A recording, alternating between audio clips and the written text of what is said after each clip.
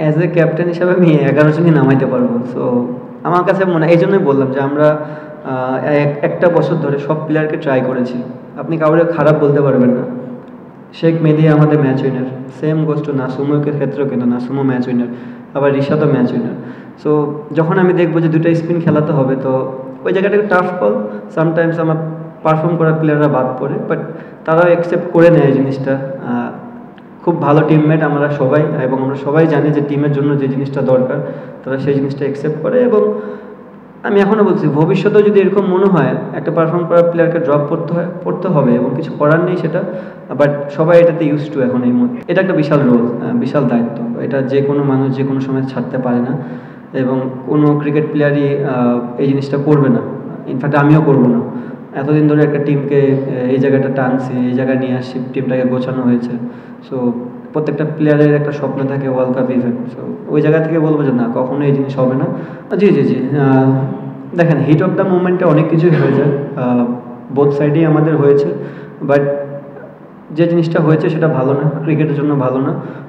Next time থেকে এই জিনিসগুলো হবে না, এবং এরপরে আমরা সুন্দর করে বসে কথা বলেছি, এবং এটা ভালো একটা সলিউশনে এসেছি আমরা। পুরা বছর ওয়ার্ল্ড কাপ টি-20 টিম আমার কাছে মনে হয়, আমি যখন হ্যান্ড ওভার ফার্স্টে করি সেটা একটু ডিফিকাল্ট ছিল আমার জন্য। সবই নিয়ে নতুন নতুন মুখ ছিল, বাট এই মুহূর্তে আমি এটা জিনিস বলতে পারবো না। সবাই ম্যাচুরড, সবাই অনেকদিন ধরে এই ফরম্যাটটাই খেলতেছে। আর দেখেন, এই বছর আমরা সবচেয়ে বেশি টি-20 খেলছি, তো টি-20 সাকসেস হওয়ার চান্সটাই বেশি থাকবে।